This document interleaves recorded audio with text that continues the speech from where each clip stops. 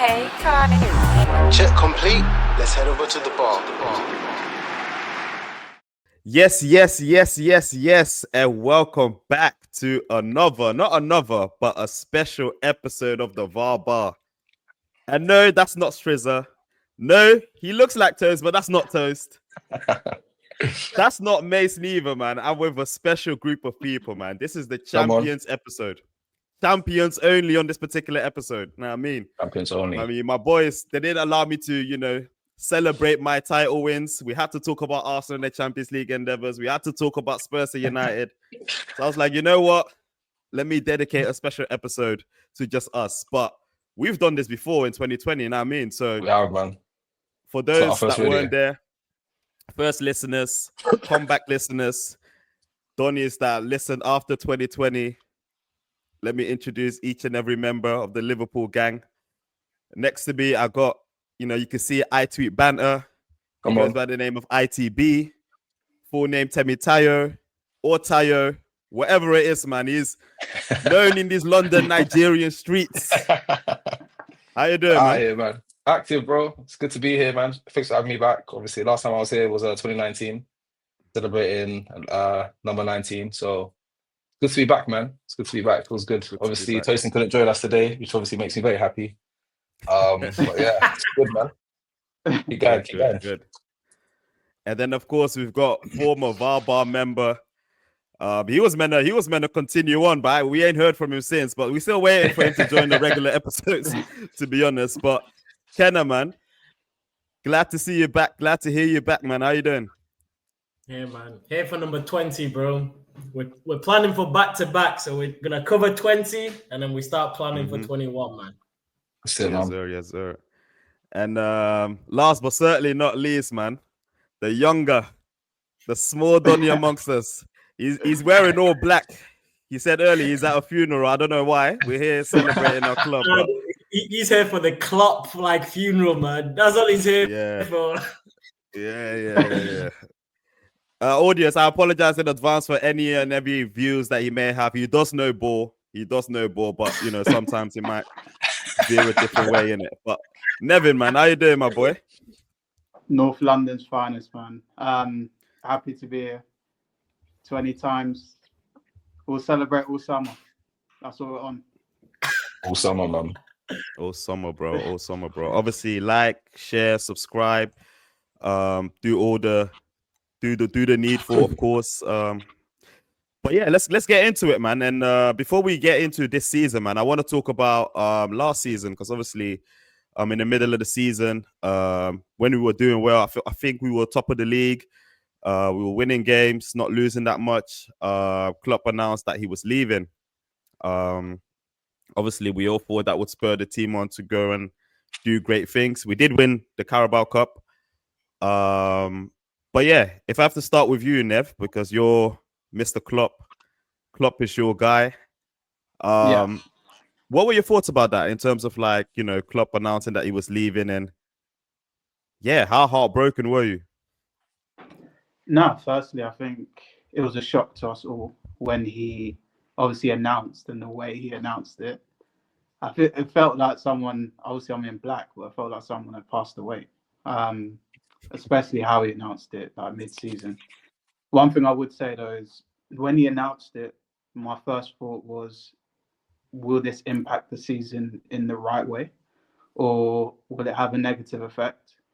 We had injuries at the time, but obviously I felt, timing was a bit strange from the club's perspective. But obviously in the end of the season was disappointing how we ended it, with injuries, and then obviously we gassed out in the end. So, yeah. Yes, sir. And then obviously, if I want to stick with you, then obviously a couple months later, it was announced that Arne Slot will take over as the gaffer. What were your thoughts then? Did you know about Slot? Did you think he would take over from, your gaffer and do wonderful things? What were your thoughts then? No, obviously only briefly. So I've seen him in the Conference League final. Then obviously I knew his record for AZ before, when COVID struck. So I heard good things about him, especially from yourself and Holland fans. But in terms of like him taking over Liverpool, I thought it would be a tall order and something that how would he manage the squad? How would he manage the egos in the squad, or the big characters, I should say, not egos. So that was more my thought process in terms of how would he manage the stars, like the superstars like Mo Salah and Alisson and Van Dijk, those like leaders in the dressing room. So yeah, those were the main factors I was looking at him rather than tactically. Tactically, it was very similar to Klopp, without the like gegenpress, the intense press, but stylistically, I thought he would suit us. Yeah, for sure. Ken, ITB, man. How do you want us to address you? Sorry, by your name or whatever. Yeah, how do you want? ITB's cool, man. Whatever, don't matter. It. ITB's ITB, cool, yeah. Tyre, all good. Yeah, I kind of know what Kenner's thoughts were, but not really sure what your thoughts were. What were your thoughts? Obviously, Klopp leaving, Slot coming in. Like Nevin said, didn't it? I think the day that Klopp announced it, I remember. I'll be honest with you, I didn't get out of bed that day, man. Like I was, mate. I was devastated, man. Like, I didn't know how to feel. Like it was a very, very dark day, man. And I just thought, seeing how Liverpool have sort of transitioned from being a nothing team to a relevant team. Like I attribute so much of that to Klopp, or in as much as like, the players are part of it. Like Klopp basically changed our culture, man. He made me believe that like we were the best team in the world.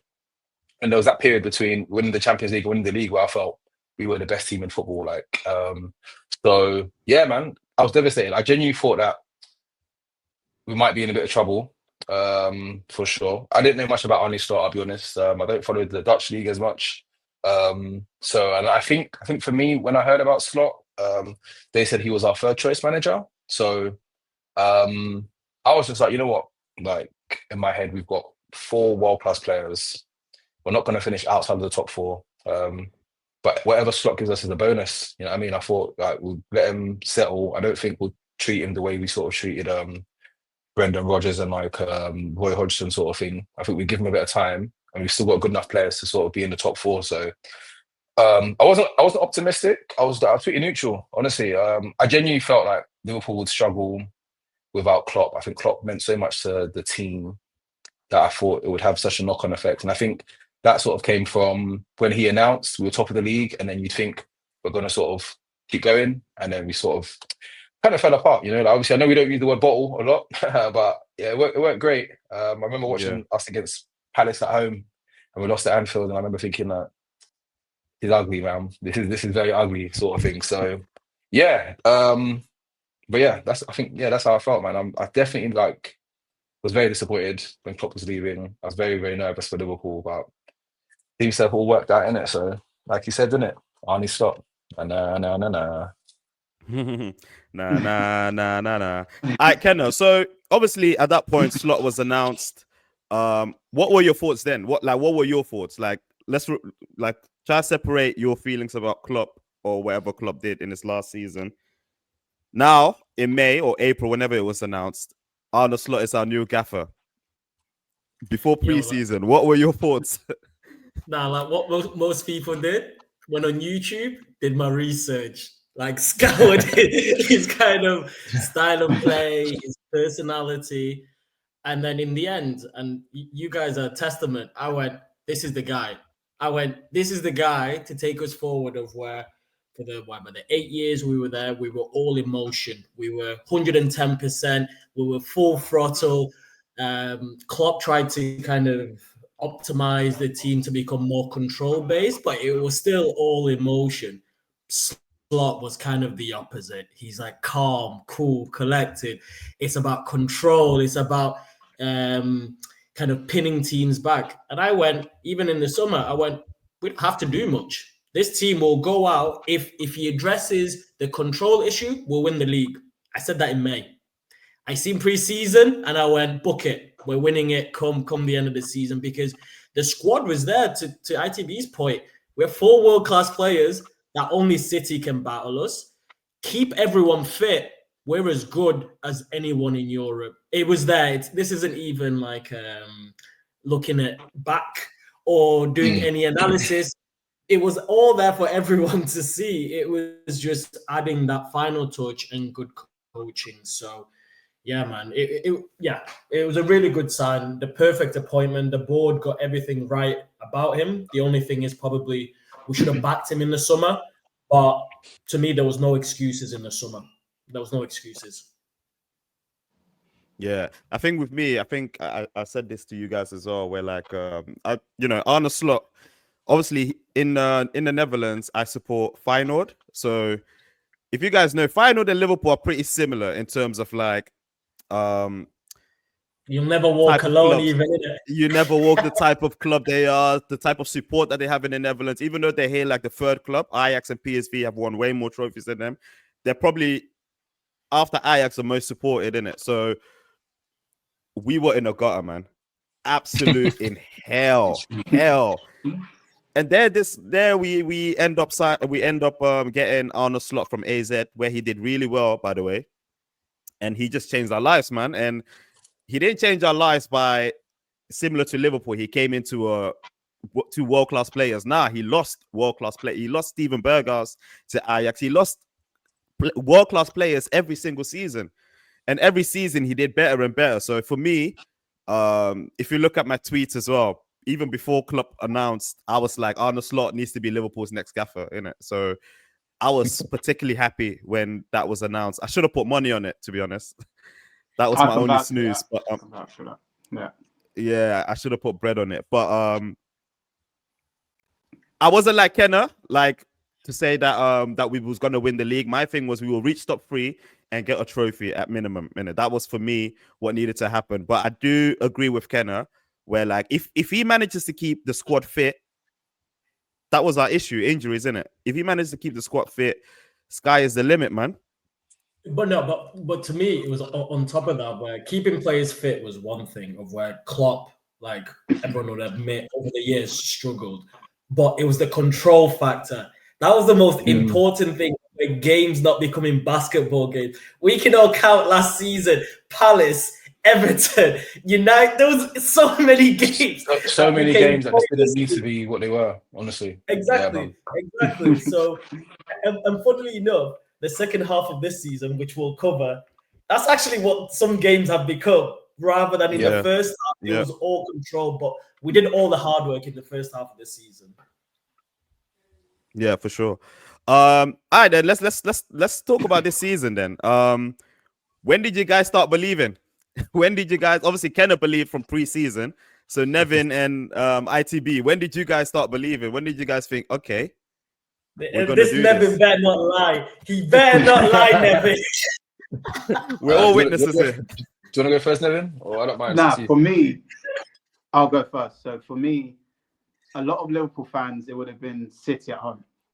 So especially that week where we had City, Real Madrid, Bayern Leverkusen, if I'm not mistaken, the week after. A lot of Liverpool fans would have believed then. For me, it was more Brentford away.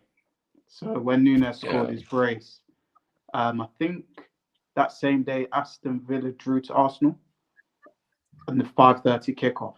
So I think that's when both teams probably thought. Was that the Christmas games? January, bro. No, January. Damn. No, the Brentford game. The Brentford game was mid-Jan. First of January. Yeah. I remember. Mid-Jan. So mid-Jan. From there, that's when I said, I think both teams felt this is big. We had to win because I think we had a draw against Forest the week before as well. So that was a crucial game where we had to win. Those, them games where we had like loads of chances and we're peppering the goal or finding different ways of trying to break down the defense, but we couldn't find anything. Then Nunes just popped up. And that would have been a big moment for him. Slot probably would have been believing as well. And then from there, I think that's when I started to believe. But yeah. Fair. ITB?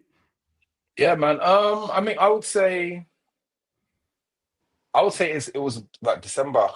I wouldn't even attribute it to Liverpool, I'll be honest with you. I think watching the league, obviously City, once Rodri went down, it was like they couldn't find their nose from their arse, man. Like they just they collapsed completely. And I always thought City were Liverpool's biggest challengers, because I always think if Arsenal don't sign a striker, I just can't see how over 38 games they get it done. It's never really been done. And so they didn't sign a striker, and I think Saka went down. And when Saka went down, I thought we were 7 points clear in December, and I remember thinking the only way Arsenal are going to win the league is if they go on that run that they did last season, where they sort of lick off 14 out of 15, something like that. I just thought we are going to drop points eventually, because Liverpool, we were on a trajectory, like we were on that sort of 18-19 trajectory where we sort of like we wouldn't lose, and we were winning literally every game. And I thought we're going to call off at some point, and we're going to drop point, which we did. But I thought Arsenal just don't have enough to win 15 games in a row.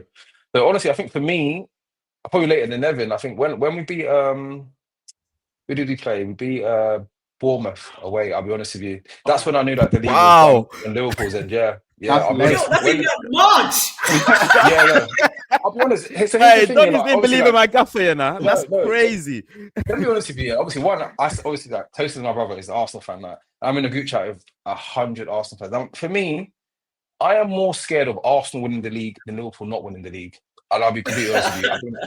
I think having to accept Arsenal winning the league is one thing, in it. But having to accept Arsenal winning the league over Liverpool would honestly, it might finish me. Like, I think it would end me. So I was like, if it was Man City, like I said, in December, I knew that like Arsenal wouldn't catch us. But if Man City were in Arsenal position, I'd be like, league's done, Christmas, like there's no issues in it. But just there's a small part of me that's kept thinking, what if Arsenal beat Liverpool to this league? Like, it would honestly break me. So yeah, man, like up until we beat, because I watched the Bournemouth game, it was a 3 o'clock game. I remember watching it thinking like, Bournemouth are a very good team. They were in form, and I thought, we look really good, man. Like, and like they went toe to toe with us. Obviously, they've beaten Arsenal at home, they've beaten City at home, and we beat them 2-0. Close game. I thought we're good enough. Like, and it's the control thing. Like, we're able to control games now. Like, instead of like us going back and forth with teams, we can sit in the first half, score 1 goal. It's not mad. Second half, score another goal, kill the game, get a bit lucky. So yeah, I think that's when I believed that like Arsenal wouldn't catch us. I honestly thought Liverpool the league was won in December, but I just didn't think Arsenal would catch us in like March, innit, man. That PTSD, man, of just the idea of like, do you remember last season? Like, we were top, and then Arsenal overtook us, and then it was like, these guys might win the league, man. And shout out to Aston Villa, man. But like that feeling that I had here, I was like, it was on the same day we lost as well. Yeah, you know what I'm saying? And I just thought to myself, if that happened, you're like, there's no amount of like talking about sports we can do. Like, they wouldn't like look how they talk every day. Like, they've not won anything, and they look at it like, do you know what I mean? So that's what concerned me. Now, like, if you ask me next season, I think we'll go back to back. I can say it now. But this season, I was a bit worried, man. Because I also thought Arsenal would get stronger. I did think they'd get stronger, but when Saka went down and they didn't sign a striker, I thought, yeah, it's hard, man. So for me, before we go to Kenna, for me, there were 2 moments for me. The first moment was not Liverpool related; it was Arsenal when they got through their difficult spell with scraping past these results against Villa and who was it they play? I think Chelsea. I don't know, but they had Spurs and them, man. Okay, cool, and they were bragging about it. And then they played, I think, 2 home games against Southampton and Leicester. If you guys remember, I said I've seen enough. Yeah. I said they were huffing and puffing against games. They won both those games, but the manner and Saka was local. I think it wasn't pretty, and that's when I knew Arsenal, they're not going to mean much this season. But I still thought City would do a thing. But I knew at that point that Arsenal are a non-factor for me. So when my mind changed in terms of we're definitely winning the league is when we went to our stretch, Chelsea, Arsenal. Remember that difficult 7-9 game period, and it ended with like City at home. We've had that period like 5 times this season, man. Like, we just keep getting through it every time. Keep getting through it. So when we beat City at home, that's for me. I was like, yeah, Arsenal are not catching us. We're winning the league. Rodri is out. City are not doing it either. So for me, that was the moment for me when I knew, like, yeah, I was, yeah. If you check the podcast episodes, Tosi was fighting me. Shalom was fighting me. They were all fighting me. I'm here now. Kenna, you said season, but where did you really, really thought like, yeah, my predictions in preseason came to pass? When did you feel it? the last game of preseason. It was what were they called? Las Palmas, I think we played, and it was the same day. Remember when we played like the A team and the B team? 2 games, yeah. That morning and afternoon, the 2 games. I seen that first game, and I seen the squad in the afternoon. I went, we're doing this. It's just down to the system and the control. I never thought Arsenal were better than us at no point. Probably same as everyone. I said I think it was Liverpool, City, Arsenal, but I can't remember who was 4th. But that was the 3. I thought it was going to be a good title race, but that's the 3. But like I said, 4 world-class players. Everyone's fit. Alisson came in fit. Konate started the season fit. Kwanzaa finished well. The Robbo was my only red flag going into the season. Everyone else, I was fairly happy with. Gakpo of Euros in good form. Diaz kept coming in good form. Salah, I was like, yeah, fresh trim Salah from Turkey. Wash it. Fresh trim Salah. Yo, we look good across the board. And I was like, yes. And then if you remember, preseason, we washed Arsenal in preseason. We washed them. No, we did. And United. And United. United don't count, man. United don't count. But I was convinced then. And then people were saying, oh, it's only preseason. No, that's what dictates what happens in the 38 league season. And sometimes. Behold sometimes, yeah, man. Like it's funny because I'm not big on preseason. I'm not big on preseason at all, man.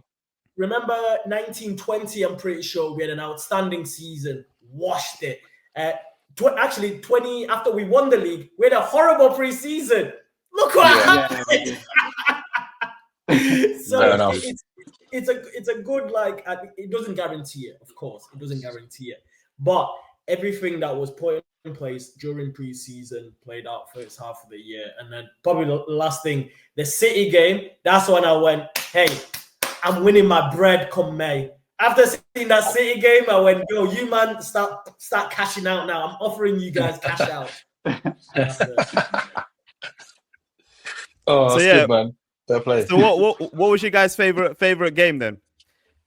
For me, obviously the City and Madrid, those two.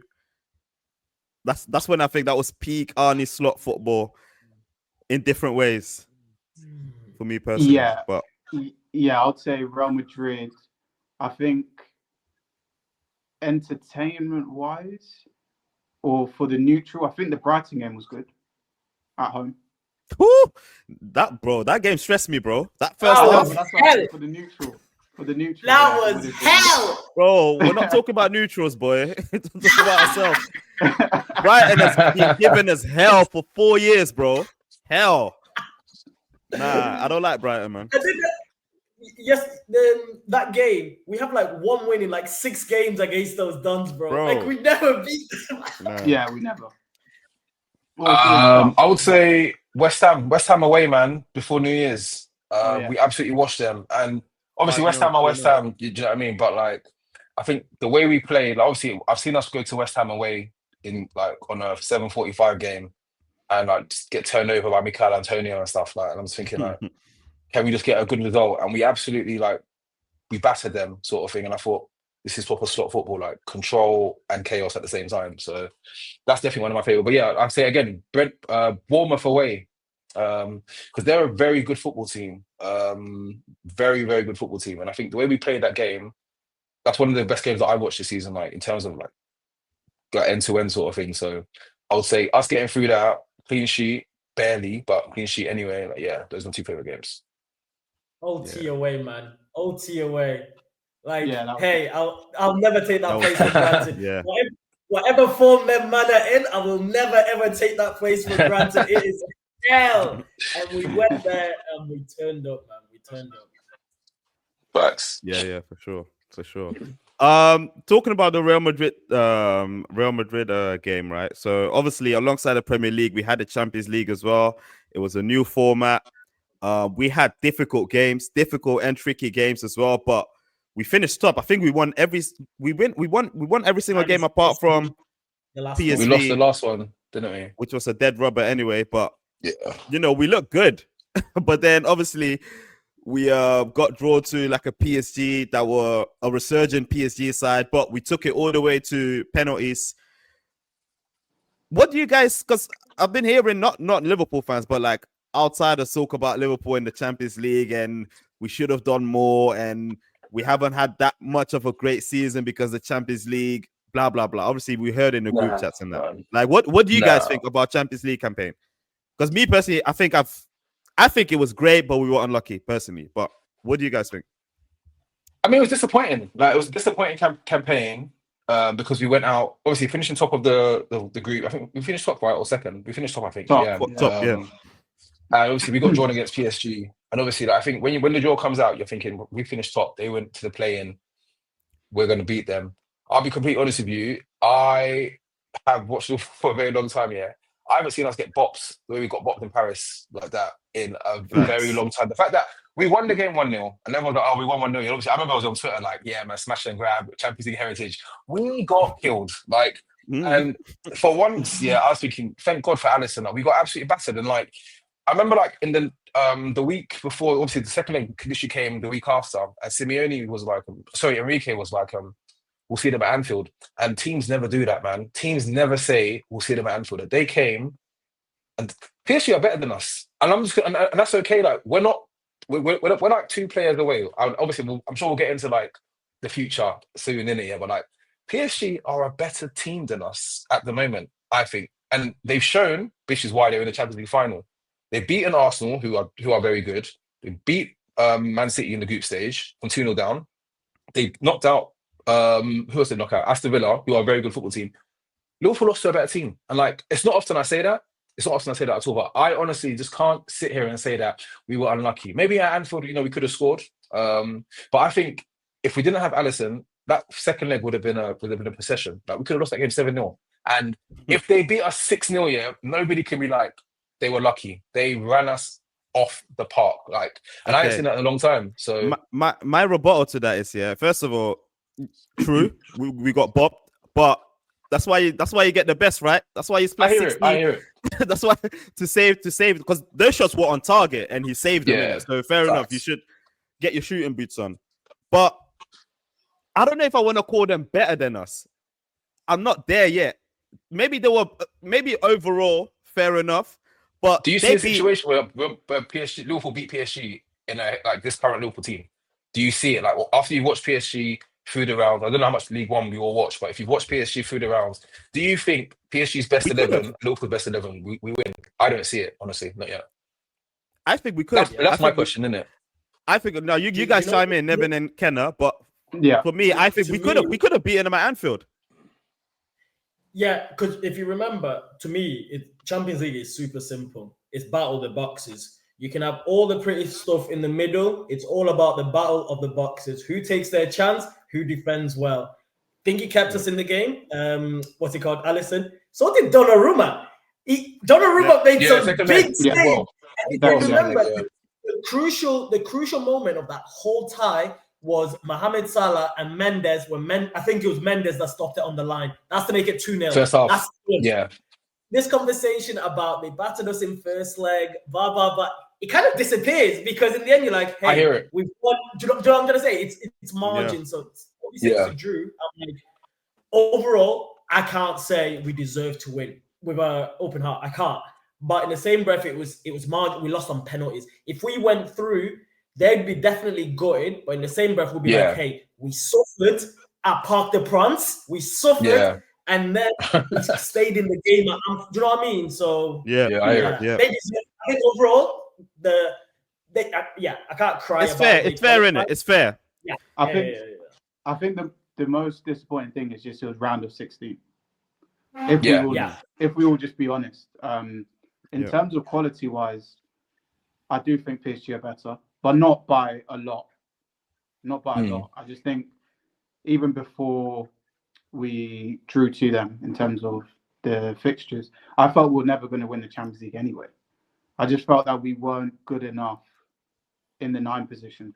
If Salah's out of the game, which PSG, if you remember, did very well.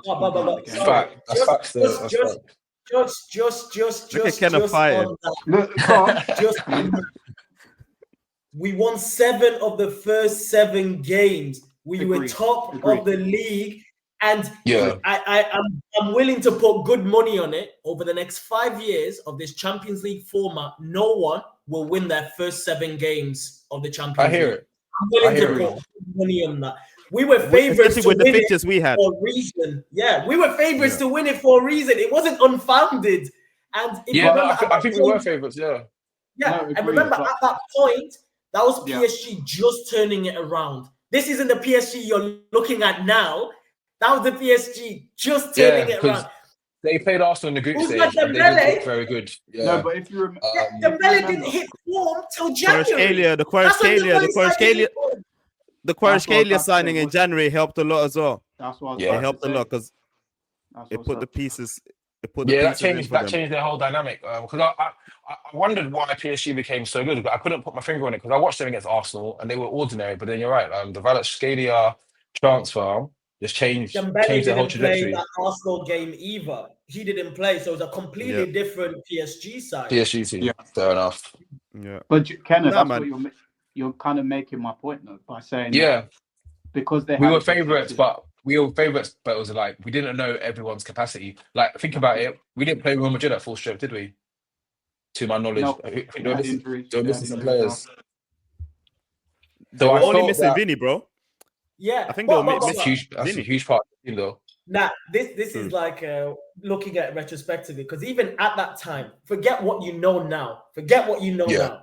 At that point, if you went player for player with them, and especially the form we were at, because you guys just said the Brentford game, we just went through a tough run of games, and we were looking fairly good. We were favourites for a reason. It wasn't unfounded. And like I said, the week before, we just did a smash and grab. And we said, it can't get worse than that. And remember, we all said it can't get worse than that. Yeah, do you know what? I agree. Yeah, I didn't think we could play. I thought PSG would crumble at Anfield. I genuinely thought they would. And the fact that they didn't made me realise that there's something about them that we're missing. And I do get what Nevin is saying in terms of the 9 position. Mendes had Salah in a headlock for 180 minutes, and it wasn't pretty, man. And the thing is, once Salah is out of the game, we are looking at. And then I remember comparing Diaz to Kvaratskhelia, Jota to even Doué, Dembele, and obviously we missed Gakpo massively. And I think if we had Gakpo, different story. But head to head, going forward, I'll challenge you again. I'll challenge you again. Kvaratskhelia. No. This is not even an opinion. Kvaratskhelia, Doué, and who else was there? Who was the other one? Barcola. I don't rate Barcola at all. Wait, over 2 legs, they got no change from Trent and Robertson. Go and look at the tapes over 2 legs. That's a lie. They got no change. Kvaratskhelia did. He did. He was a bit of... I think Doué as well when he came on. Wait. Against PSG. Let me ask you this. No. Let me ask you this. Hand on heart. Think about it. Who got more change out of who? Kvaratskhelia, did he get more change out of Trent or out of Timber? I think in the first half in Paris, he had a lot of joy. No. Because we did it 80 minutes, both legs. Trent never got a washing the way Timber got in that first half across 2 legs. Impossible. And even if you remember, Trent, there was that period of time of where we had the momentum of the game, then Trent got injured and then it slumped. That was the biggest changing point of where we were in that whole game. At Anfield, But the narrative of them being better than us or their wingers were superbly this. Robbo, I don't think Robbo's best game of the season. Honestly, I'm not saying I don't think their wingers. Sorry, Drew. I don't think their wingers were better than ours. No, their wingers were better than ours. I don't think their wingers were exceptional. What I'm saying is, when I look at Diaz's contribution in the over 180 minutes, Nunes over 180 minutes, Jota, compared to Doué, Dembele, and Kvaratskhelia, we got nothing. And Salah was locked up. If Dembele didn't have a good game yet, any of the other 3 players for them looked impactful. Diaz couldn't beat a man. Not one. Nunes, pointless. Jota, completely pointless. And that's for me, that was the difference, which is why I was I'm okay with us not beating them this year because these players are not good enough. They're just not good enough. If you can't, no one else can help Salah over 180 minutes. And I was exactly. I'm definitely echoing what you're saying, ITB man. But I think the difference was the midfield as well, man. I think their midfielders were head and shoulders above us. I think that's where the main difference was. And then obviously it allows their front three to do what they need to be doing. Back 4-5 wise, bro, Joao Neves pivot is unbelievable. It's the best midfield pivot in Europe, I think. Yeah, and I don't think our midfield struggled. I think their ball retention is good, right? But when they lose it, they win it back so quickly, and that's the difference. When we got the ball, Diaz couldn't progress the ball up the pitch. Jota kept losing it. Gravenberch and Mac 10 were chasing shadows the whole time. Every time they got the ball, it would never get into the final third, and that's the difference between us and them. Like every time they got the ball, that's the part they definitely look better than us. Like I said, they could progress the ball. We couldn't progress the ball ever. Yeah, in both boxes we were equal. In that middle of the park, hey.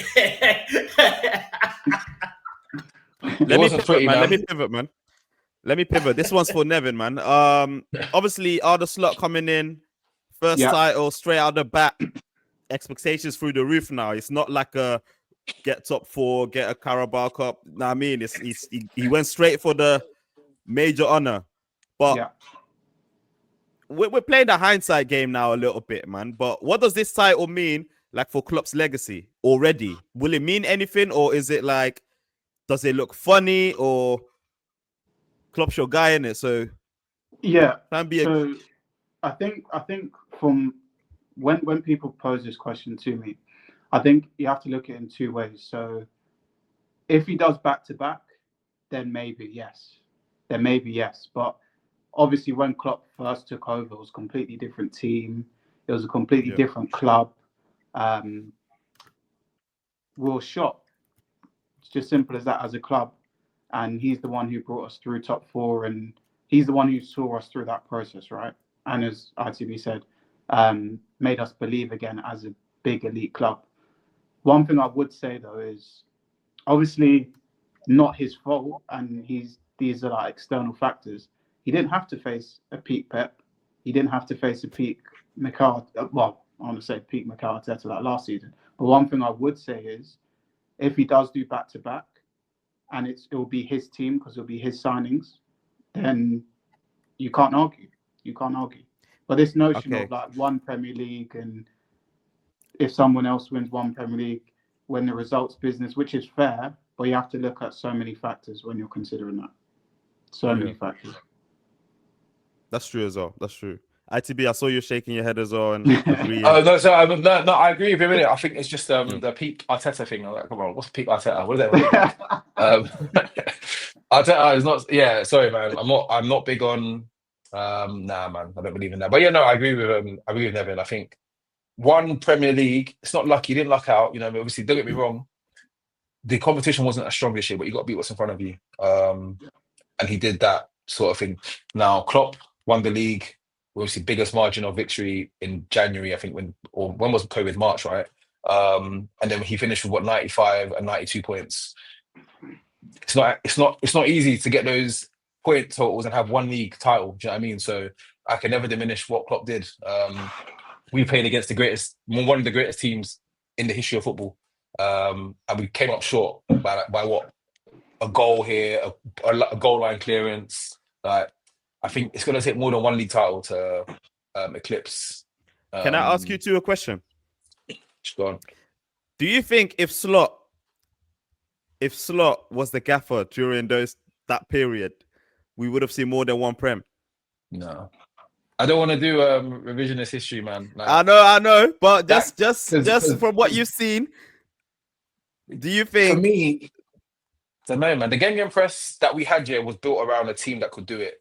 And I don't know if Slot had the players like, because if you think about it, like people like Henderson, Milner, good engines, average technically. They're not the Mac 10s and Gravs kind of thing. Like, so it's okay for us to play end-to-end football because the midfield don't really need the ball that much. They can move it to Salah, Firmino, and Mane, and bang, they're scoring goals. But I think if you give Slot that midfield free, I don't know how much control. But I watched Liverpool at Man United at Old Trafford when Sancho scored, and I saw Henderson and Milner as the pivot, and I thought we got no chance. We can't control the game like that. So I don't think Slot wins. Nah, man, I'm gonna say no. Sorry, man. Like, you can't diminish the Klopp's thing like that. I'm not the minute. Hey, I'm asking a question, my bro. I don't even like that question because and I'll tell you why. I'll tell you why I didn't like that question. Because Klopp, these lot acting like Klopp didn't get 99 and 97. So what are we doing it? Nah, I'm not acting like that. I'm just saying, would Slot have got it over the line with his, his style? Less of the game press. Klopp bottled one title, I would say, and that's the last year. He didn't bottle anything else. Every other title. What's the two though? 21-22. No, disagree. The draw against Spurs was not needed. It was in our hands. The draw against Spurs was not needed at home. City won 14 games in a row. Bro, so did we, right? In that stretch. We won hella games as well. 13. You won 13 out of 15. City won 14 out of 14. Yeah, and the only two draws was the City game, which was also at that point was in our hands, and the Spurs game. Win one of them.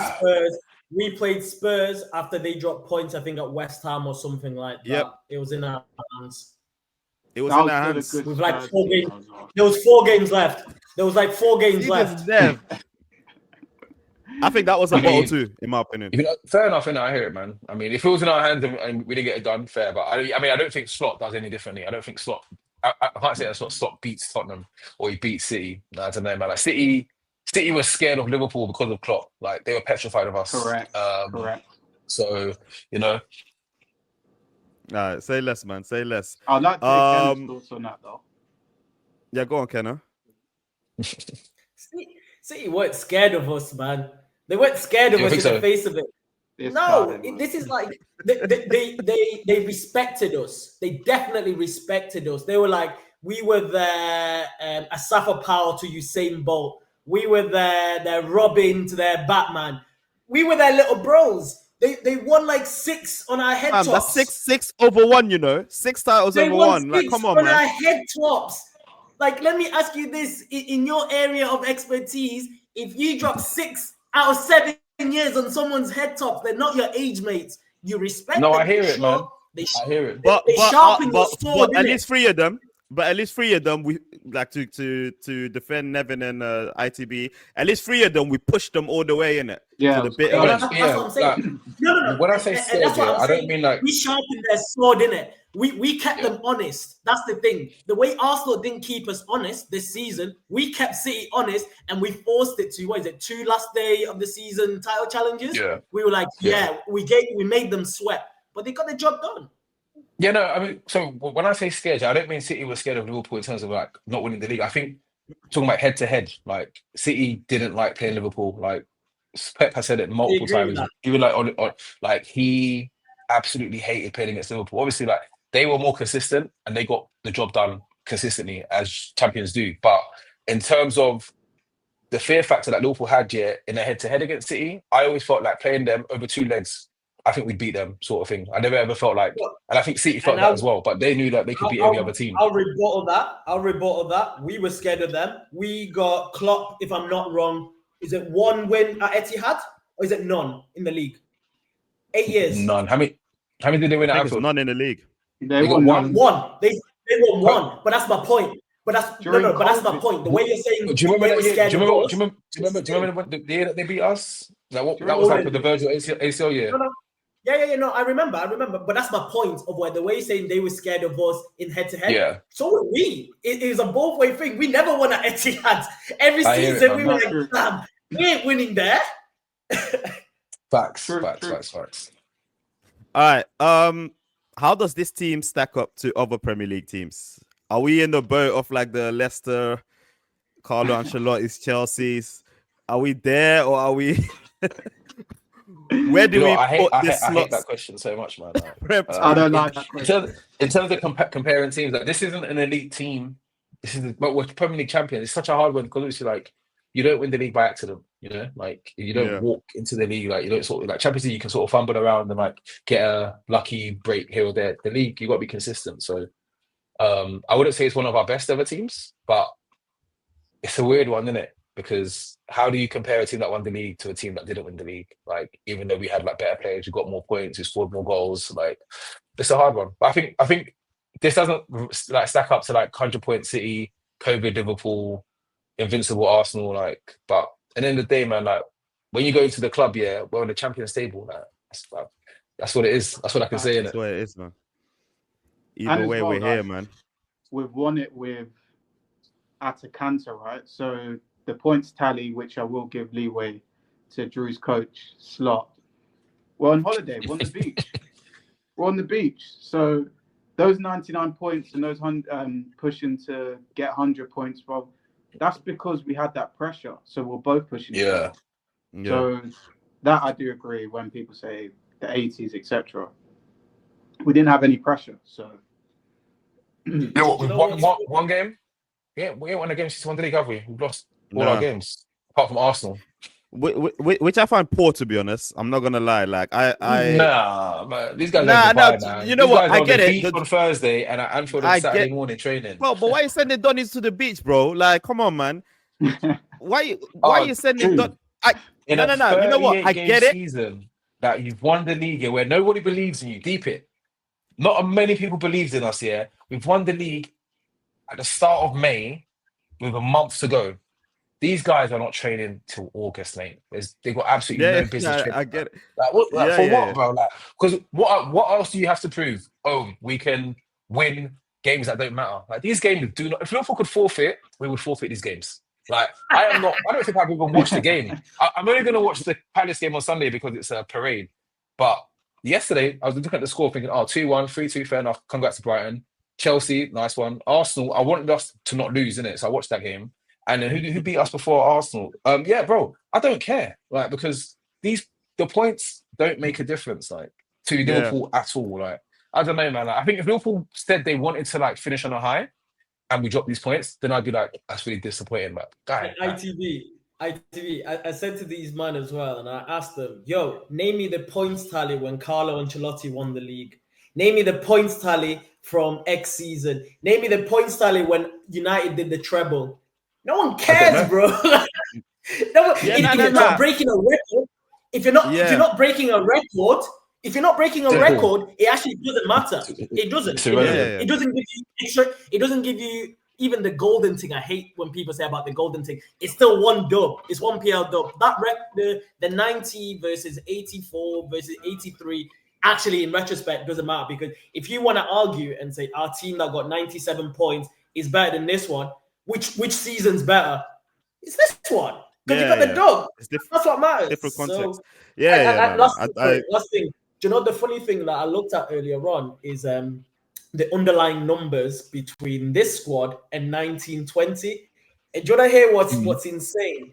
That team, 1920, we created 75 goal XG. We scored like 102, I think it is, something like that. That's insane overachievement. This team is going to create around 93 odd XG, showing how, to me anyway, we're significantly better coached, but that team had better players, because there's no way you should be overachieving XG like that. Way, and our expected points tally was 75. We got 99. We overachieved that team. That's ridiculous because of the quality of players. So yeah, I'm not. I don't have an answer for that. No. That point, that's the only point I would take. That we've got nothing else. There's no record to break. There's nothing else to play for. If Centurions was on, then obviously I get it. So yeah, I'll take that point, man. Let's look at next season, man, because obviously that's what we're talking about. I mean, I think I've been looking at next season since March or February, to be honest. Just thinking about how can we get Isak? Who do we need to sell? When is Darwin Núñez leaving? Isak sweepstakes, man. I mean, the signings and the links, obviously in the group chat, you guys been saying so far. Personally, I'm not 100% moved. Frimpong seems to be a done deal. Kirkes also seems to be done. There's hella noise around words, so I think there's something there, to be honest. But if he's gonna reject us in the end, it remains to be seen. I'm not gonna get that Caicedo. That Caicedo thing's not happening to me again, ever again. I've been there, man. I feel you. You guys chat to me, man. These three names at least, because they're the more concrete, man. I think is that what we need for next season? Yeah, so I'll just touch on the fullbacks. Obviously, those are the positions I think that we had to address first, because obviously Trent's leaving, and then Robertson has been, just off form for years now, at least 2 years. So those are the first 2 points we had to address. The Wirtz one is more of a standpoint and marquee signing.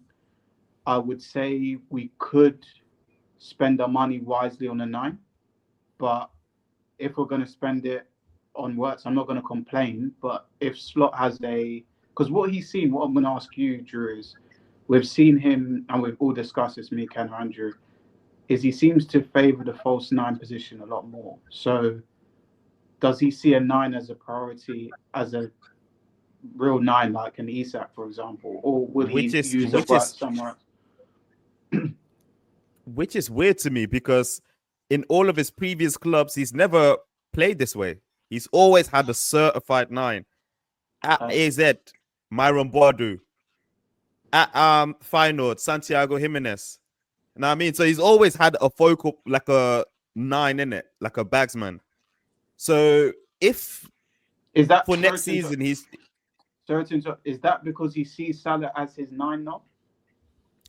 That's his goal scorer.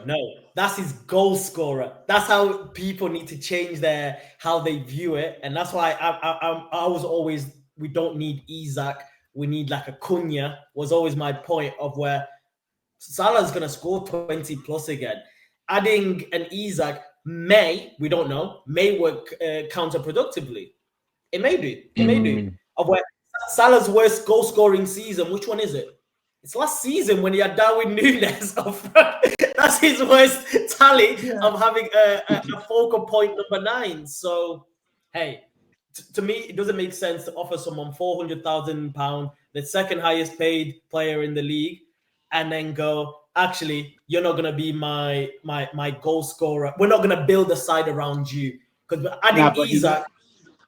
He needs help. Are you going to build a side around a 34-year-old, though? Like, I don't know, man. Yeah, Ken. Why give him a 400k contract? Why give him a 400k contract? He's on 400k. Yeah, it makes no sense. He's the second highest paid player in the league. Why would you do that? Fair enough. Deserves it. The contract's only for 2 years, though. So we've got to be careful where I'm on siding with Drew, where next season, he shouldn't be as reliable this season as next season, though. It depends on his output. For goals, for like assists, yes, like creator, because I think that should be his bag for next season. But for goals, I don't want to obviously get your goals, but we shouldn't be relying on a wide player to get us all of our goals, man. That's my only thing. Unless the other ones contribute as well. Yeah, which they don't. That's why I feel like a 9 is important. Yeah, I think we need a focal point. I mean, I heard that we're going to try and sort of give Jota another go. Obviously, he had a lot of injuries. I don't think Jota's reliable enough. I love Jota. I think he's a great goal scorer. I think he's a very good goal scorer, but just not reliable. I do think we need another attacking output, because I'm not big on Jota anymore. Núñez. If I talk about Núñez for too long, I just get annoyed. So I'm just going to move on from Núñez. Luis Diaz, he's such a hot and cold player. Like, he's in and out of form. The most reliable person, I think, is Gakpo. And again, is Gakpo 20 goals for us? Is he going to give us 20 goals? Maybe 15, maybe. So I do think we need reliable in what sense? Goals. Is he going to give us 20 goals this season? Hell no. Yeah, we go, isn't it? So for me, it's like I would love Isaac, only because Isaac. If we get Isaac, win the league. Like, it's a no-brainer. I don't think there's a question in anyone's mind that people get Isaac. League's done. Right?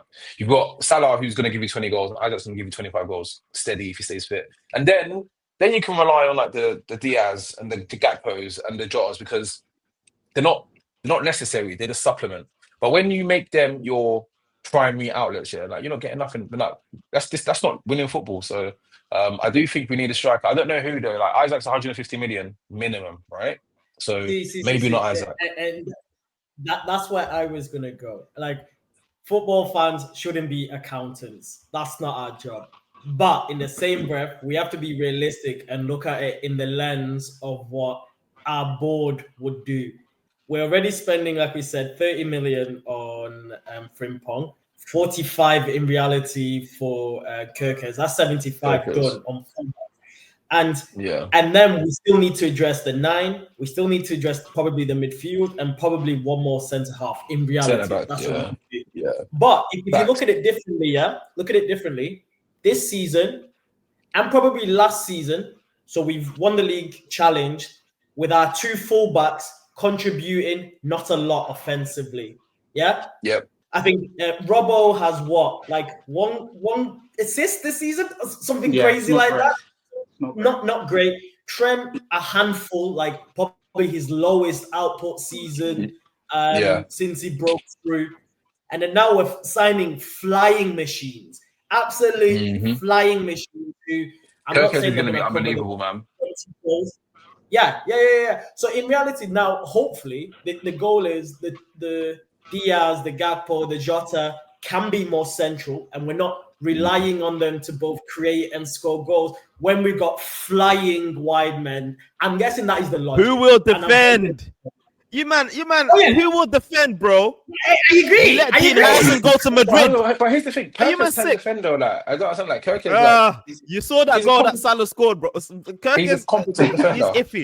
He's iffy. How many fullbacks are Nuno Mendes? How many fullbacks are Nuno Mendes? Like when you think about Hakimi, he cannot defend. But no one talks about Hakimi's deficiencies. When you talk about Cancelo when he was in the Man City winning team, he cannot defend. Every time Liverpool play that, they target Cancelo. Pep will take him off. You don't, because when you're winning and you dominate most of the ball, you have to have certain deficiencies. Liverpool don't win games if Frimpong isn't in that final third. Yeah, that leaves him exposed. The same way Trent couldn't defend for the most part of his career.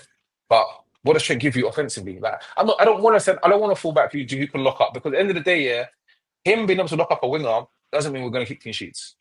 But goals come from everywhere. But if you can get more goals from everywhere, I think that football's about winning. What I always say about fullback is the net positive that you get from them. That's the most important factor. How far are they net positive? I love Timber. I think Timber is actually really, really good. On no damn day would I ever swap during Timber for Trent over a league season. No damn day. Defensively, he is miles better than Trent. But the quality Trent Alexander-Arnold gives you, they're world apart. Going forward. I get that. I get that. One thing I'd say though is, if we're gonna do that, and a question to all, would you lot sign a DM then? Because fans have been. That's a must for me. Is Graven good enough defensively? Second. It's not even defensive, and I keep saying that, and I don't like the word DM number 6. I hate it. That's not what I'm saying. I'm saying a controller. Whatever that profile is someone who can control the tempo of the game. Because I'll ask you this: Vitinha and Neves, are they DMs? No, Neves. I think Neves is that ball winning / deep line playmaker. But no. But Vitinha is the one who plays the deepest. Vitinha is the one that drops into the middle and receives the ball. You're not calling him a DM. You're not calling him a 6. Yeah. You're just calling him he's a controller. And that's what we need, someone who will then control the tempo of the game and keep us pending. So why do we allow these Donnies to go to PSG, bro? That's what I don't get about Liverpool. Like, why do we let these Donnies go League 1? Neves and Vitinha. And our Donnies are talking about Stiller and bro, Caicedo. What kind of profile are you looking at then? Like in terms of like player I have not even considered Liverpool like buying a DM. Like I'm very happy with Gravenberch in the 6, but I know that he wants to play further forward. But then like who I don't know who's out there because I've not thought about it enough. I'm consistent. To me, it's Angela Stiller. I'm consistent. That's my guy of where I'll rest my hat of where it's not even my 6. I'm not even going to say my 6. That's my midfield pivot next to Gravenberch. They're the 2 guys I'd have in there, or him and McAllister, whoever it is. That's the guy of where he'll control the tempo of the game. The way, I don't know how much people rate Bruno Guimaraes. Bruno Guimaraes is my guy of where he sits in there, he's got steel, but you give him the ball, he'll look after it. That still gives me that sense. And remember, Does Bruno Guimaraes drastically? No. If you remember, Bruno Guimaraes was kind of a castaway at AC Milan. He was a castaway, and Newcastle picked him, and no one was speaking about Bruno Guimaraes. Blah blah blah. The same way Nevin and Drew, especially Nevin, you're not rating Stiller. Blah blah blah. We snooze. He goes to Aston Villa, and then he's £60 million. That's what happens. If you don't get the guys there, Kirkes, we snooze. Now we're paying £45 million. Hyson, they signed him for £15 million. Madrid are paying £50 million. Do some proper scouting. Get someone on the cheap before you're paying your 80, 90 million pound later down the line. Vitinha, but to be honest, is available. But to be honest, we kind of got that in house, innit? That's why I am with ITB, where like I don't feel like Bicetic, for example. I think I like him. He's not a controller. He's not a controller, but he can be there, innit? I don't think we need to spend money on a DM this summer at least. Let me ask you this. We literally just discussed it. We got battered off the ball, on the ball technically, against PSG. So you throwing in Bacetic to go and look after the ball, the same as Vitinha and Neves? Not the same, but he can do it. He can look after the ball. No, he can't. That's not his game. That's not his profile. So what's his game? His profile. So what's his game? His profile. No, his profile is actually more similar to like a McAllister, of where he's technically good. He's really good, and I'm a massive Stefan fan. But his best work is almost off the ball, of where you win it and then give it the better players. He's not one who's gonna get you the 100 passes in a game. Not 100 passes. You've never seen him be like a high volume touch player. Okay. That's what we need. But I've seen him collect ball and travel, bro. I've seen him do the box to box thing. Yeah, he can move. Same way as Graven.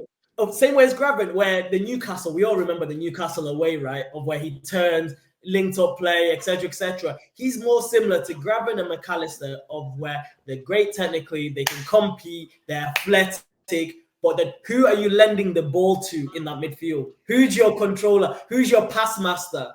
We haven't got one. Then just a quick one on that, and I'll ask ITV on your thoughts, because I haven't heard. I've obviously spoke to Drew and Kenner about this on Szoboslai.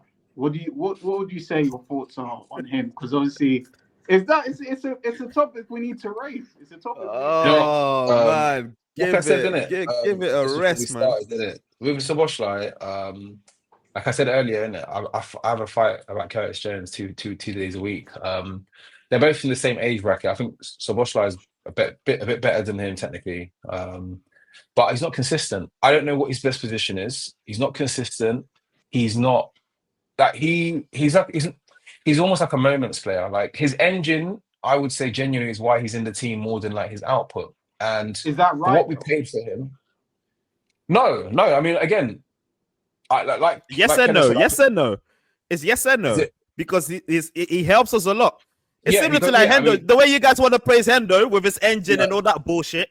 No, but Szoboslai and Hendo are not the same profile at all. Like, exactly. I don't want to get into Hendo because he won a league, but like, but with Zobo, like, I want more from him for what I've seen him do for his country and what I saw him do in Leipzig. Is it Leipzig? Yeah, we all agree with that. Yeah, and I don't get that. And so Mac 10 and Grav are the most consistent starting midfield. And the argument I had was that like, there's a reason that Slot doesn't always start Szoboslai and he plays like Curtis Jones, and which is why we're still looking for another midfielder, which is why Wirtz is now in the conversation. Szoboslai his output is not enough. And again, he's 23/24. 15 goals and assists.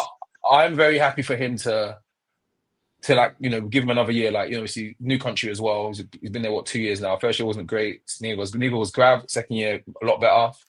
Let him push on and let's see in it. I've got high hopes for him because I think technically he's very sound, but I think his decision making is really, really frustrating. I would say, like what he does on the ball sometimes. Who's better technically, Mac 10 or Szoboslai? Mac 10. Thank you. Yeah, Mac 10. I think Szoboslai strikes the ball very well, but Mac 10 has scored screamer after screamer after screamer. Do you know what I mean? Like Mac 10 can control the tempo of the game. He can find the pass.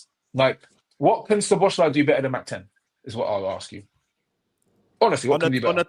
If we're talking strictly tech, not like as an overall player, Mac 10. But if we're talking if strictly it's tech, I think you can strike a dead ball.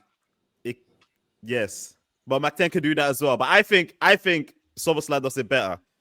I think Szoboslai, even like the goal yesterday, which was a cross, but at least Of course it was a cross. No, but Of course it was a cross. the way, I don't know how we argued it. But the way Because again, go on, say the way he shot the ball. For me, like when it comes to like on the tech level, I don't think like I'm not even gonna say they're not mates or whatever, but like Szoboslai does things that I don't see McTen that McTen can do, in my opinion. I think McTen is like that grafter. He wins balls. He knows his decision making is A1.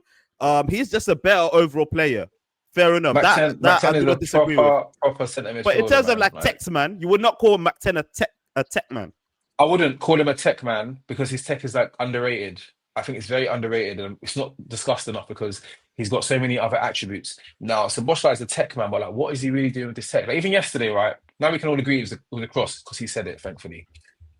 Why is he even striking the ball like that? To cross the ball let's unpick it. Like, it was a cross, right? Why are you crossing the ball like that? Think about it, right? Nobody crosses the ball like that ever, which is why we even had the argument. That's an L, man. Why are you crossing the ball like that in the first place? Again, I don't doubt his tech is cold. Like, the way he strikes the ball is fantastic, but like, I want more from Szoboslai, and I think Liverpool fans expect him to be the fourth highest goal scorer, or like the highest goal scorer midfielder, to be clear of McTen, to be clear of Gravenberch, to be clear of Curtis Jones. Like, and I think it's too close. I don't think it's enough, sort of thing, and I want more from him. So, I mean, I think next season, you know, he'll still get his run. He'll still start a lot of games. But I want to see more from him. Like, if you ask yourself, do you want to see more from McTen? You probably say no. If you want to see more from Grav? You probably say no. But from Szoboslai, you're like, yeah, I do. Which means that you can't be satisfied. Yeah. No, I'm definitely there with you guys. But we agree on that part, bro. No, we agree on that part that we want more from Szoboslai. We all, you know, we agree, man. But I think his ceiling, he's got a big ceiling. He's got a massive ceiling. I think he's got a very high ceiling. I obviously I want him to get there, but I am not 100%. Every season, we can't keep saying that though. We need to see 2 years though, innit? He's only 24. He's only been here for 2 years. So that's it. Never about every season. It's been 2 seasons, bro. This guy. This one ain't even done yet. All right, man. Let's do some. No. Before we go there, what do you guys expect from Slot next season? Just quick roundup. He's won the Premier League now, so what do you expect next season? That's back. Yeah, back to back. Back to back. Everything else is the bonus. Back to back first. And a better CL run as well. Yeah, I think we're all aligned. Couple awards, man. Who's you guys player of the season? I think it's unanimous, to be honest. Mo? Yeah. King Mo. Yeah. Man. Mo's carried that team. The single biggest carried job in Premier League history. Honestly, I'm embarrassed for the rest of them. Facts. And you've seen every time Salah doesn't turn up, these bums can't save him. They never can save that, man. Bro, and no one says anything. No one says anything about Gakpo. You must still bumlet Gakpo. No one says anything about Diaz. To be honest, I like Diaz, to be honest. No one says anything about Núñez. Like, the Liverpool fans actually like Núñez. They actually like him. I don't agree with. But Drew, which one? What part? Núñez has to go. Like, I think he should be our primary first person. Like Saudi, whatever you can give us. If he's 40 million, for 60 million, Núñez has got to go. No. ITG, do you know the final day of the season, Palace? He's the first one of where everyone's waving him goodbye, man. He should not be there on the first day of pre-season. Donny should not be there. Do you know that meme? That meme when you try and open the door? His key card, shut off his key card on Sunday, bro. Like, he can't come back to the stadium, bro. I don't want to see Núñez again. I don't agree with Gakpo, though. I do think Gakpo is a lot better than... Yeah, I think Gakpo has got a lot better than... I think he's better than Diaz, first and foremost. I do think he's better than Diaz. I think he's a bit more consistent than Diaz, and he gives us more... What's he scored? Like, 9 goals in a row at home? Something like that? I was about to say that to Drew. He keeps. I don't know why he keeps adding. Like, bro, give me Diaz's like. Sell Diaz to me. No, I don't know. Maybe I'm not. Don't ever forget. Diaz went like 3 months without a goal. 3 whole damn months without a goal. Let me ask you guys a question. Let me ask you guys a question. In the last couple of months in Klopp's tenure, yeah, when everyone was shit. Everyone was shit, especially our front players. Yeah. But who was out there performing? Who kept the pride? Diaz who kept it going for us? Patches, and I think that's what sells. Who kept it going for us? It was Luis Diaz. He's got purple patches and he's got massive patches here where he does nothing for ages, and then he'll come here, he'll score a goal here, 2 goals there, 2 assists, and then they disappear. But that's the same with Cody, though. No, and Cody, I like Cody. Trust me, I want him to bang, but it's like we could definitely improve on Cody. I think Diaz has more of a USP about him. He can beat a man, he can take a man line. Cody, you know what he's gonna do, bro? He's gonna cut in. He can't stop it. Come on, man. It's not automatic. Obviously, it's not obviously you can stop it, yeah, but like I think Cody's more consistent than Diaz, man. Honestly, I mean, what's that goal and assist? Yeah, I was about to ask. I haven't checked. Man. Bring up the stats, man. Let's have a look, man. Cody, 10 goals, 3 assists. Diaz, 13 goals, 5 assists. But Diaz has like significantly more minutes. Minutes. Well, I think now he's gonna run that. Just because he's more available, you're gonna penalize him. Come on, I hear it. Fine. But I mean, availability is very important. But for me, again, and I go back to the Champions League. I do believe if we had Gakpo, it would have been a bit different, man. Like watching Diaz, just look like he couldn't play football was honestly like painful to watch, man. Like, yeah. Okay. Let's go to most improved player then. So from last season to this season, who you guys got? The man that Klopp couldn't get into the team. Simple, man. Yeah. Easy. Ryan Gravenberch. And do you know what makes me sick? It makes me sick that Nevin as well rated that Wataru Endo. We had to suffer watching Wataru Endo last season when we had a Rolls Royce sat on the bench. We had a Rolls Royce and we were driving a Honda. Excuse the pun. We were driving a Honda whilst having a Rolls Royce. That's racist. That's racist. That's racist. Hey. I hear it, man. Ford Mondeo, I hear it though. You're right, man. You're right. Yeah, no. Kenna's right, man. And I think it's weird because I think I openly admit that like I was very disappointed with Grav last season. I was like, what's wrong with this guy? Like, because I had big hopes for him, like football manager, watching him at Bayern Munich, watching him in Holland. I thought this guy's going to be mustard. He played 2-3 good games, then couldn't get back in the team. Injuries, and I thought we've been had here. And I thought, please let this not be another Naby Keita situation because I've not recovered from that properly. But no, this season, honestly, turned it on. Sensational, man. Yeah, 100%. Anything on Gravenberch, Nev? Yeah, I think the most surprising thing for me is obviously when he changed position, it's more how he has improved, not just on his decision making, but also on how he impacts games. I felt when he first came under Klopp last year, he didn't really know what he was. It was kind of like, is he an 8? Can he play 10? Can he play DM? We're not sure. One thing Slot, and you have to give him credit for, is just seeing his talent really and just giving him a position to go out and play. He's always had the ability, Gravenberch. Anyone who speaks in the Netherlands will say, and Drew, you'll know the most, but he's always had the ability. It's just putting those pieces together. I know Bayern fans don't like him that much because of his time there, but he's always had the ability. It's just whether they're regretting actually. They're regretting. Now they do. Yeah, now they do. But that's a hindsight thing, though. Yeah, hindsight thing. Yeah, for sure. Yeah, I don't think at the time they regretted. Yeah, no, they didn't for sure. All right, unsung hero. So who is not getting enough shine for you guys? As much as all the others. Modric. McAllister. Stop calling him Modric, bro. Like, what? Oh, But yeah, man. I'm saying McAllister as well, or Ibu Konate. That's where I was going. That's exactly where I was going. I'm not sure. Because You just say black centre backs, man. Do you know the stretch we were talking about earlier about H1 of where from game week 1, that second half at Ipswich, to like, I can't remember when he got injured. He got injured at some point. I can't remember if it was early December. Oh, you yeah, can right. argue Konate was better than Van Dijk. If someone said that to you, you'd be like, I hear it. Anyone who watched us regularly would be like, I hear it. He was imperial. Hey, you try and run my guy, impossible. You try and win a header, impossible. And do you know what my favorite chant in Anfield, like my favorite thing, when Ibu wins it, and they just go, Ibu. Yeah.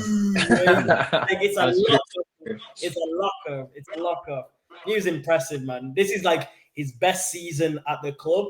And what the man wants, man, pay him in the summer. Make sure this guy 100%. signs a 4-5 year.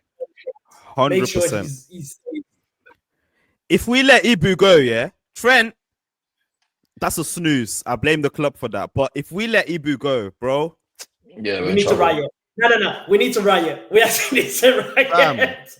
I do want him to get better as a ball player, though, man. Like, I think that's the one thing that, like, sometimes I feel like his concentration and his ball playing is like is weird. But when he's on it, he's unbelievable. He's unbelievable because he actually wants to defend. Like I say all the time, I feel like Virgil hates defending. He just has to defend. Like he hates people making him work. But Ibu actually, like, he wants to defend, kind of thing. Like, so yeah, we definitely need to keep him this summer for sure. Yeah. But I was gonna go. Sorry. I think just quickly. Yeah. I think I was gonna give it to. I know Mac 10 is probably like under most under, but I would say like Queef Kelleher, man. I think the 10 games that he played when Alisson was injured. Okay. For me, when you have a number two keeper, yeah, like, and obviously, funny enough, his last game was against Newcastle. He made that one mistake in the 90th minute. That's the one mistake he made though. One mistake in his 10th game. And the other 9 games, you didn't even know he was playing. Like, and he played in some massive games, no issues, no errors. Like, and he doesn't get the credit that I think he deserves because, like, he's filled in for Alisson quite a lot since he's been at Liverpool. And every time he comes in, you don't necessarily notice that he's playing. And again, that one Newcastle like smudge was the only game where he's like made one error. And I think any other key, if we had Adrian, God, it'd just be horrible, innit? Do you know what I mean? So yeah, bro, he's my hero, Adrian. Do you know what the maddest thing is? What I say about Kelleher? There's probably in our lifetime two eras he would have never been number one. Obviously the Ali era and the Pepe Reina era. Every other era in our lifetime, that's our number one keeper. Arguably, he's our third best ever keeper in the Premier League era, arguably, which is insane. Kelleher's a great shout, man, because I remember at that time I was calling Kelleher, fam, this Donny's top 5 and he's our second goalie. And people were arguing with me, but I was dead ass, bro, because bro, he's good, stellar. Man. He's stellar. And he deserves being a first goalie elsewhere. And I think he'll have like maybe a Pickford kind of like a.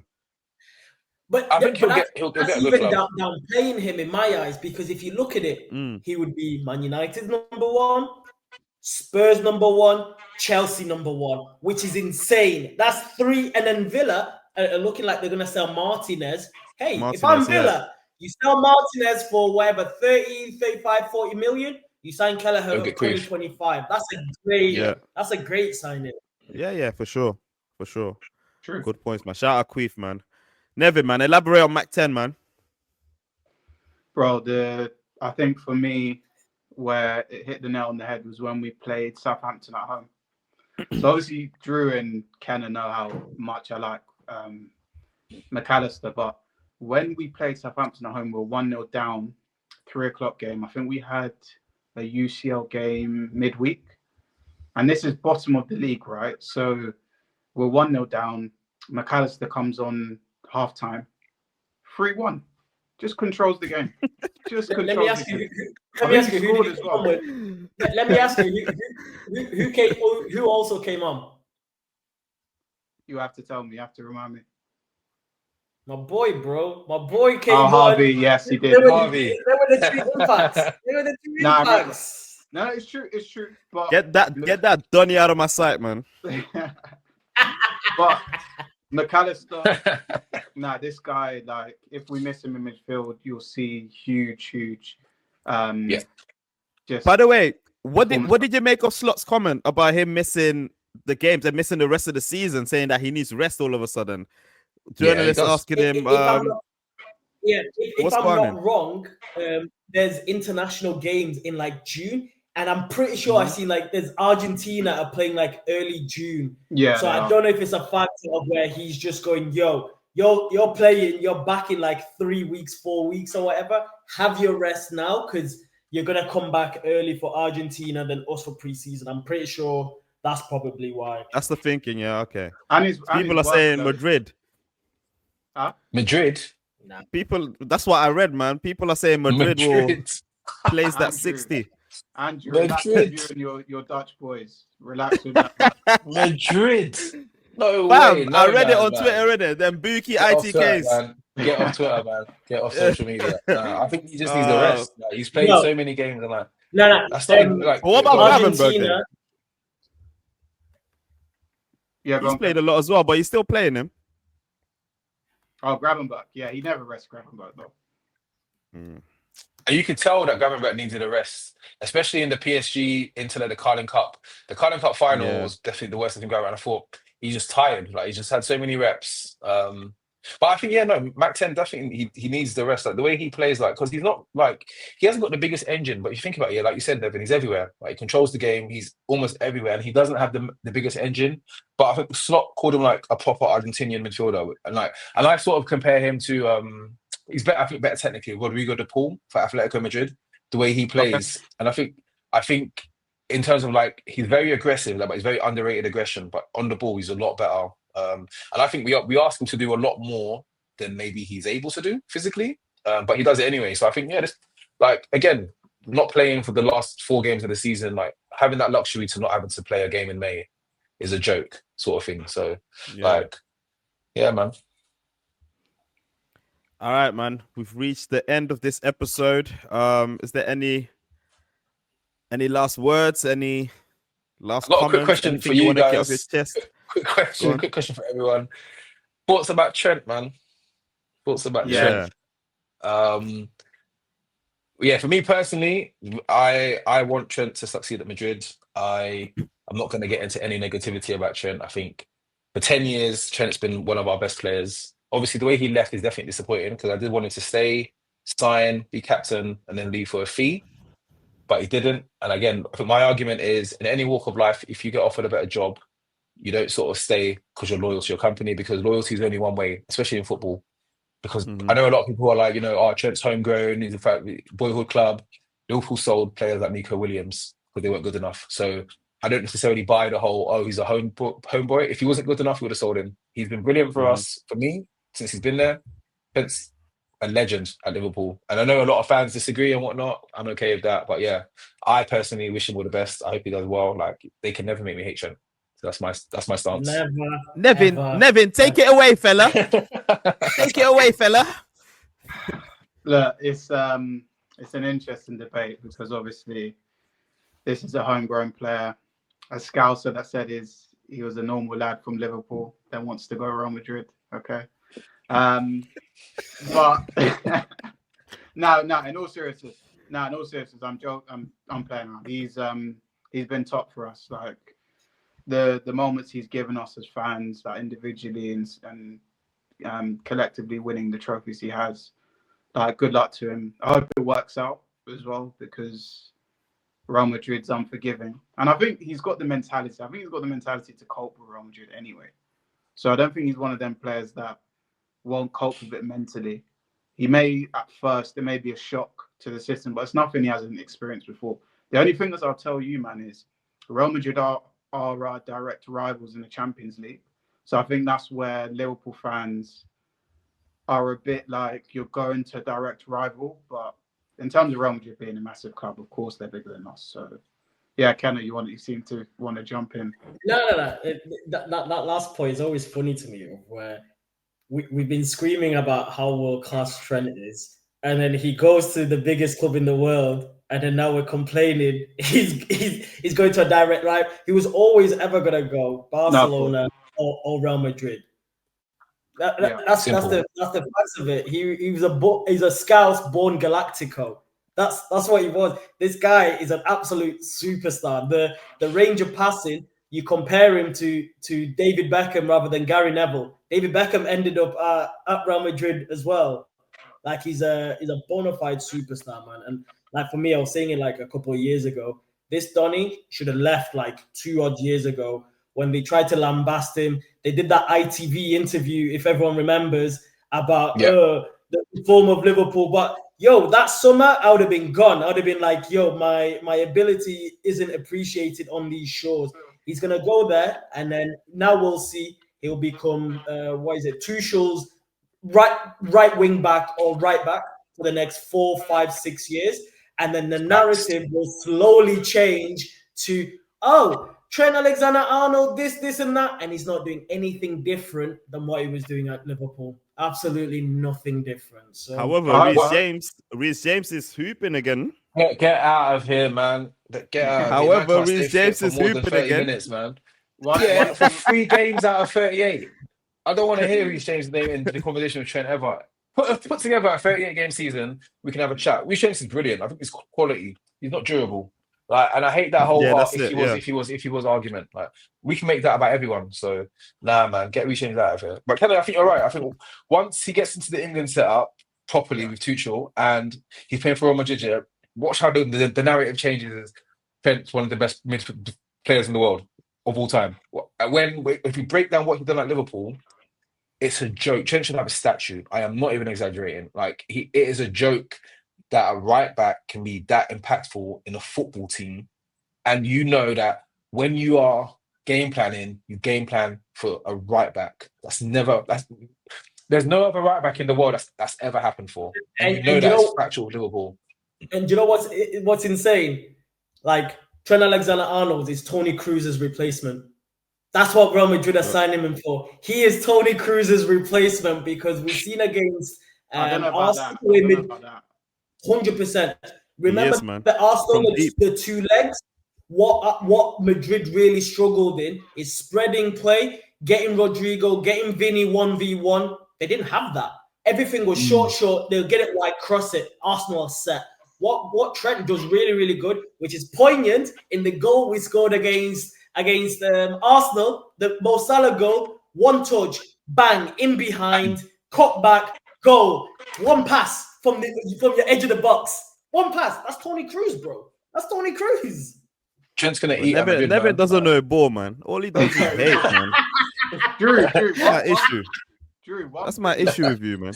Now, one thing I would say though is, would you, man, allow? Obviously, I would. I'm saying the fans in terms of how they react in terms of him collecting the medal, because obviously it's been a bit interesting to see the dynamic of even the Brighton game where he's clapping the fans. He doesn't look happy. He doesn't really know what to do. So what's your take on all of you? Your take on that in terms of obviously having a parade and lifting the trophy. So if I can chime in on that, does he say like? I think at this point he shouldn't say anything, to be honest, because I feel like the way the fans have treated him is horrible. Absolutely, like I actually feel bad for him. Yeah, like ITB said. Obviously, I wouldn't go that far, but like he should be held to the highest regard, like one of our best academy products after Stevie G. Some might even argue he's better than Stevie G. You know what I mean, based on the trophies he's won and that. You know what I mean, so.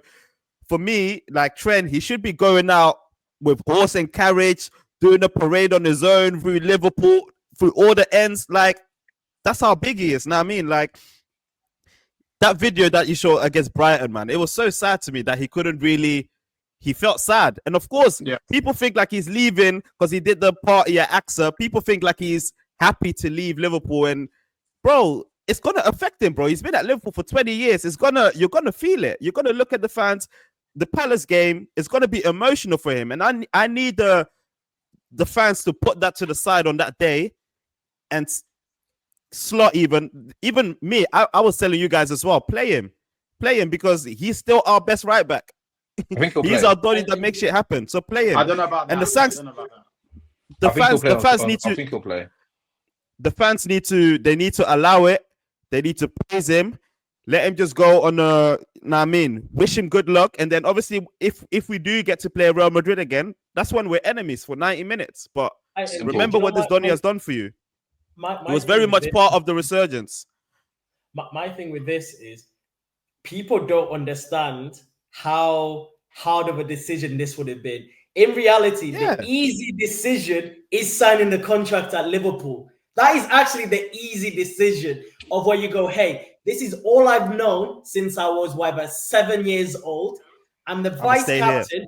I'm guaranteed to play in regard, however good you think Conor Bradley is. I am going to play week in, week out. When Virgil leaves, the armband's mine.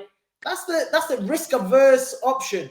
Despite you having won everything, achieved everything, minus lifting as a captain, as Liverpool captain, going to the harshest club in world football, knowing after 2 bad games, these men will start whistling at you and waving the white flag. People don't understand.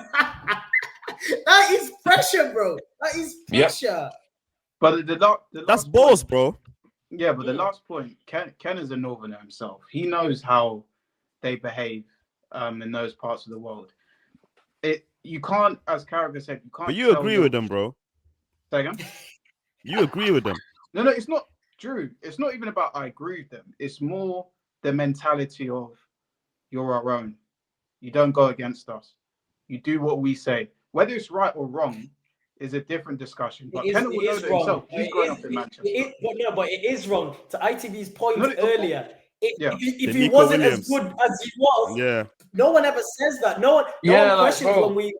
We never ever question when we get rid of homegrowns that aren't good enough. Like, but it's only now we're loyal. Like now it's about loyalty. Loyalty is a one-way street in football because football is a business. Liverpool are a business. Like, and again, nobody else in the world expects anyone from somewhere. Like, wait, if you're born in Liverpool and you work in Liverpool and you get a job to go elsewhere that pays you more, you're going to go. You're not going to be like, oh, I want to stay and work in the factories because I'm a Liverpoolian. Like, get out of here, man. Like, it only works in football. If we sell Kwanzaa to Newcastle, you think they're going to do the same? Not a fan is going to be like, we're outraged. Kwanzaa's not a Scouser, so I don't know. He's not Scouser. Yeah. No, he's not Scouse. Okay. I thought, but he's homegrown. He came from the academy, though. He's homegrown, but he's not Scouse. But that's what I'm saying. Yeah, like a Liverpool fan would go elsewhere to work, and if they said that they wouldn't, and fine, then they have every right to be angry at Trent. But if you can sit there and say that if they offered you a better job out of the country, maybe in Dubai or elsewhere around the world, to leave Liverpool, you'd go like 100%. And now you expect a player who owes you nothing in a job, because you think about football's a job. Like for us, it's entertainment. It's a job. Pull it back. It's a job. For me, even to your point that Liverpool fans have every right to be angry, I disagree with that as well, because. Why though? If you hear the noise in regards to what the club has done with his contract is bullshit.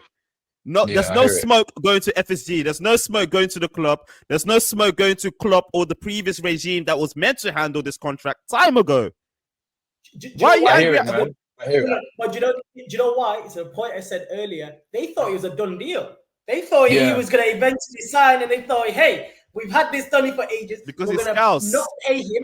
We're not going to pay him what he deserves for as long as possible. And then in the final year, he's going to sign. And they were set. And then they played themselves. Yeah, I'm not even going to get into like the ins and outs, man. Like, if Trent wants to leave, he wants to leave, innit? Like, for me, look at what Trent's done for the club. And he's won everything for the club. And he's put his best foot forward through all the criticism, through all the struggles. Like, he's been so consistent, so reliable. Like, let the man go, man. No. Hey, it all started with Trent as well, you know. Champions League qualifiers, that free kick against Hoffenheim. Man. That's when I was like, fam, this Donny can do this. Bring him. Never make me hate Trent, man. Stick an Aka, he scores on the weekend. Stick an Aka. That's I it. hear It it, man. started there and it ends here. I would love that Calm for him. down. I would love that for him. Let's end the episode, man. Thank you very much, ITB, Nevin, Kenna, for joining us. Appreciate it, man. Thanks for having us. Champions episode, second time in 5 years, of course. Come on. Where's your Liverpool? Yeah, Where's your vibe, Liverpool? Where's your Liverpool starting, Nev, man? Come on, man. Show the world. Like, share, subscribe. It's in my heart, man. If you're a Liverpool fan, especially, if you're an Arsenal fan, especially, watch this, like it, share it with your friends. Watch this, and maybe this can be you next season.